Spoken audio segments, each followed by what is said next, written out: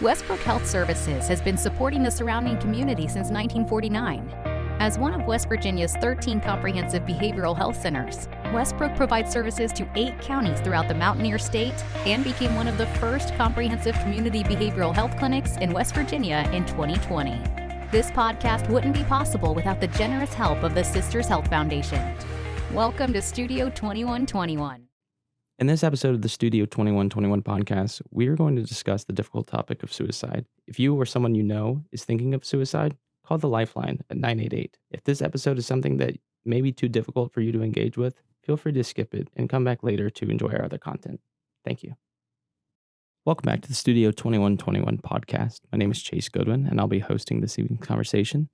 This is September, which means it is Suicide Prevention Awareness Month.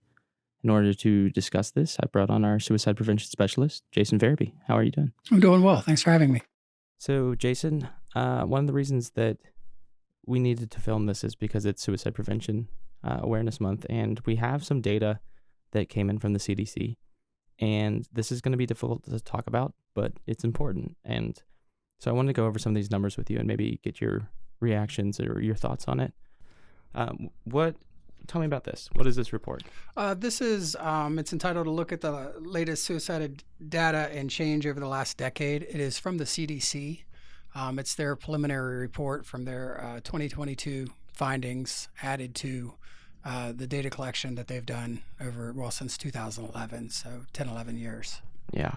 The CDC normally releases their statistics, their data, a year, 18 months after the year is completed.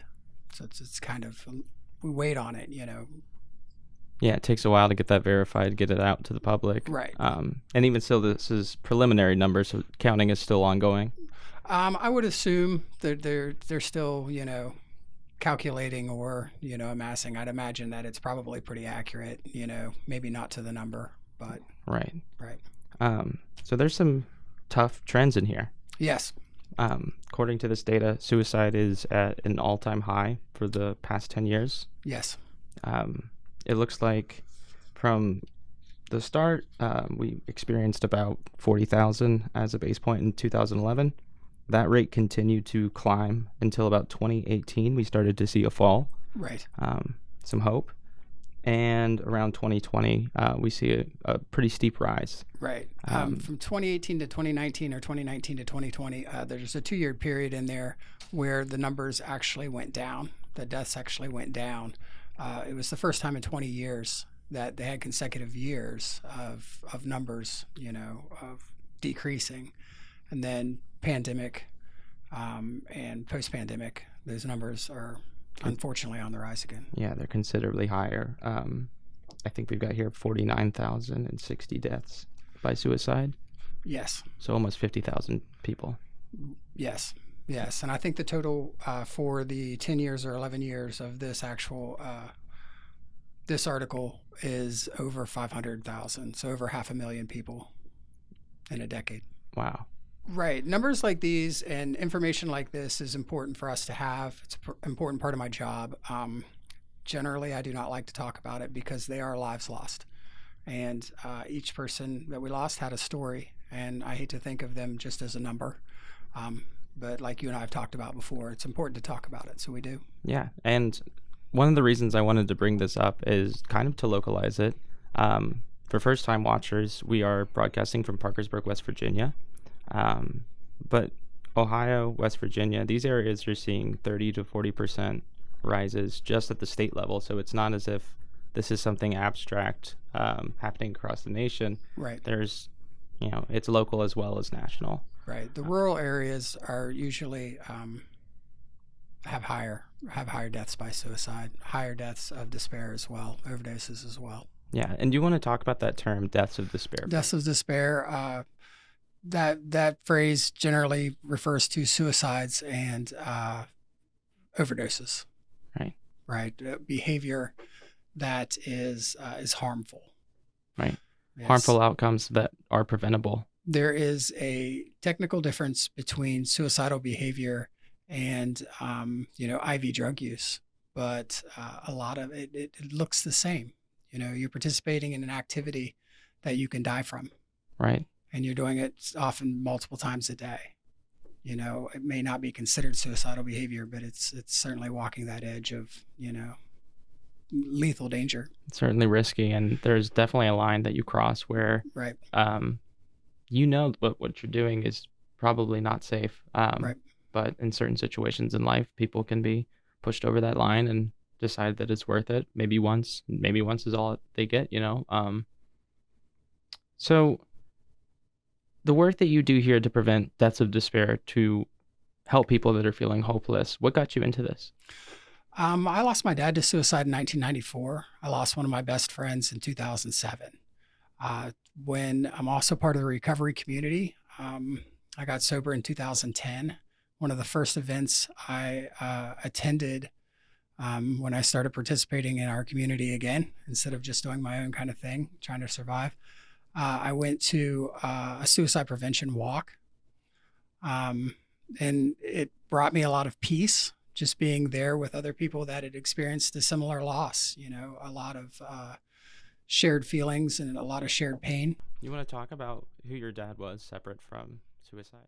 Sure. So he was born in Doddridge County, West Virginia, definitely a rural kid, had, decent childhood, graduated high school and went into the Army during the Vietnam era. Came back, started a family, worked at Stork Bakery for over 20 years, which a lot of the older people will remember Stork's. It's a wonderful place to drive by and smell. He was an outdoorsman, very much loved to hunt and fish, loved to be in nature. If you've heard the term ginsanger is how we used to say it. He that was a side hustle of his even way back when. He just liked to be in the woods. He was a turkey hunter with a bow, which is, tough to do. We stand a resourceful man and a pro hunter. Right. Yeah. But he was very mechanical, work on cars, work on anything, very, very resourceful, super intelligent, very, very kind person, very generous. Yeah. I find myself talking about him a lot, and because of the way he died, but that's not all that he was. That's not all, and I don't want him just remembered for that reason. I appreciate you giving me an opportunity to talk about him. Yeah, absolutely. Yeah. So in a lot of the work that you're doing, it's about advocacy. It's about informing people of resources that are available to them. Do you want to talk a little bit about 988, the journey to get that established, and sort of why that was needed and how it's going? Yes. So I was a volunteer for a national organization for a lot of years before coming to Westbrook. I spent a couple different, they're called national forums, was what the organization called them, 2 different times in DC. I think it was 2018, 2019, where we meet inundated with information from, great speakers from around the country. And then we go to Capitol Hill to advocate for mental health laws and suicide prevention laws with our elected officials. So it was a really remarkable experience to be able to do that. And those years, it wasn't 988 yet. It was just a 3-digit lifeline number. So people would remember it. The older number was an 800 number, and a little bit hard to come up with when you're in a crisis situation. So, and then also the framework around 988 changed considerably, not only the funding, but the way we were doing things. So it was a neat experience to be part of. And 988's been very successful. It has. Majority of the calls that a 988 center will receive, 80% are, handled over the phone, which is generally with an appointment to a mental health service or some kind of resolution that doesn't involve like a 911 call. If you were to call 988, text or chat that number in West Virginia, you will be connected to First Choice, which is in Charleston. And they have trained professionals there that would handle the situation and look to resolve that without having to send out emergency vehicles, emergency personnel to your location. You don't have to give them your location if you don't want to. You don't have to give them your name if you don't want to. They're just there to help in the situation as it progresses and whatever the service may need. Sometimes it's just somebody to talk to. Right. And so 988 really was that push for a 3-digit. Right. It's our goal is to make this as well known as Right. 911. Yes, that absolutely. it's common knowledge and that people aren't afraid to call if they're ever in need. Right, and to alleviate some of the traffic off of 911. Right, and that's pragmatic. Yes, and as we build a system to where those calls are handled, it does help, law enforcement, EMS and such, to not have to respond to those calls where they, generally speaking, not saying everybody in that profession, but that's not entirely what they're trained for. Right. So it can look a lot of different ways. Sometimes it can look dangerous, and often it is dangerous. But along with the 988 framework is the training that is required by those professions to handle situations like that. But if it's something that can be resolved over the phone, or that appointment can be made, and that connection can be made to a therapist or substance use counselor or whatever it is you may need, treatment often, then you don't have to have emergency vehicles at your home. Right. And 911, differing from 911, 988 Right. you can call and you will not. It's not illegal if you call and you feel it's not an emergency. Right. You're allowed to call. I need someone to talk to, and that's enough. Absolutely. You can even text, like for the kids, if they're feeling a certain way, if they're feeling lonely, if they're feeling hopeless, or whatever it may be, they can text and have somebody texting back to them and helping them through the situation. Wow, that's awesome. It is. It's a great resource. So Jason, you've trained hundreds, if not thousands, of people in suicide prevention and suicide awareness. How did you get involved? And were there any mentors that helped you along the way that were particularly helpful or important to your evolution as a professional? So early on in my advocacy work, my volunteer work, I met Michelle Toman, and shortly after Barry Fawcett. Michelle has been doing suicide prevention work in the state of West Virginia for a lot of years, well over 25 years. Barry Fawcett is the director of Prevent Suicide West Virginia, and she has been in that spot since it was created. They are both good friends of mine and mentors to me. And I've learned a lot about not only what they say, but watching them work and how they care for people and their passion for the mission. And it's really, really helped me out a lot. So how did you meet? So I was, I don't think I was a co-walk coordinator at the time, but just a volunteer for one of our suicide prevention walks here in town. And we brought Michelle Toman in as a guest speaker. And that was the first time I had met her. Her work is based around the loss of her brother, Jamie Campbell, who Jamie's Law is named after here in the state of West Virginia. Jamie's Law, which Michelle, advocated for, partially wrote the bill that made that, that brought that into existence, that allows 1 hour of suicide prevention education to every middle schooler and high schooler in the state of West Virginia. Wow, that's fantastic. I learned a lot through the legislative process by watching her do that work, and then the other state advocacy days and national advocacy days that I've been to, of what it takes to get our elected officials to hear our voice and to get us what we need. Mandatory suicide prevention education shouldn't have to be mandatory. That should be something that, we do, that we care enough about our kids, to help them talk about, this difficult topic like you and I are having this conversation right now. But with it being mandatory, it's widened the reach in the state for sure. So your trainings, let's get a bit more granular with that, because and everyone at Westbrook will go through trainings with you or similar staff to be suicide prevention ready. Right. What does that look like? I remember for me personally, it was a little different than what I expected. And you actually have concrete takeaway solutions and actionable instruction. Sure. So it's a presentation rather than a training because it's not as hands-on as some of the other trainings that are available. Safe Talk.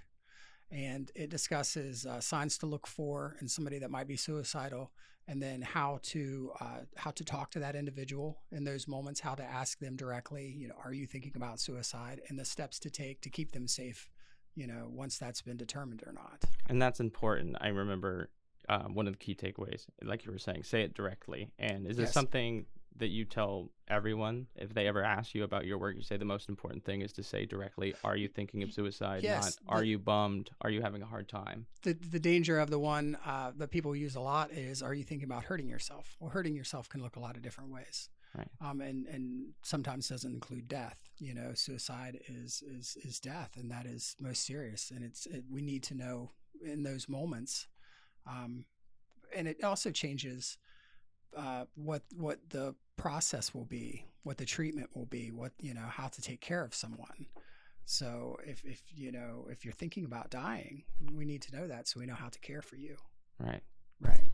And instead of, dancing around it, just to say it, it takes away the stigma as well, because, when my dad died in 1994, it was something you didn't talk about. The word was whispered, everything was swept under the rug. Nobody really wanted to talk to me about it. Honestly, me and my friends were, 20-ish. Nobody knew how to talk about it. Nobody knew what to say, and we've come a long way since then. So the more we talk about mental health, the more we talk about suicide, the more we talk about our feelings, the better off we're all going to be. There's a pretty good push nationally for mindfulness, even in elementary schools. So we teach the kids at a young age to express their feelings and to understand their feelings. So are you frustrated? Are you angry? Are you tired? Are you hungry? Let's try to figure out why you're feeling the way you're feeling and exactly what you're feeling. Somebody like me, I'm either, fairly happy or I'm angry. My sadness, my frustration, I feel it as anger. And when that happens, I have to figure out if I'm really angry, what's really going on and what is it that it's causing me those feelings so that I can address that. Yeah, and that's great to start at a young age, but it's Sure. something we all work on as we get older. Yeah, absolutely. It's something you'll have to revisit as you change and as situations around you change. I think it's great to normalize talking about your feelings. Right. And why is that so hard? Right. For I'm a 50-year-old man, so I've been told for, 48, 49 years, to suck it up, boys don't cry, things like that. And that's not true. We have our emotions the same as everybody else, and we need an outlet for them. The danger of not being able to express ourselves or not to feel our emotions is that we bottle it up. And when we bottle it up, adds to more anger, resentments, turning off our feelings, being numb, and those things all can be very dangerous. Yeah. If you had one thing to say to someone who is contemplating suicide right now, what would that message be? I would say reach out and talk to somebody, whoever it may be, whoever your person may be, or let us find you a person, somebody to reach out, because you don't have to be alone in that minute.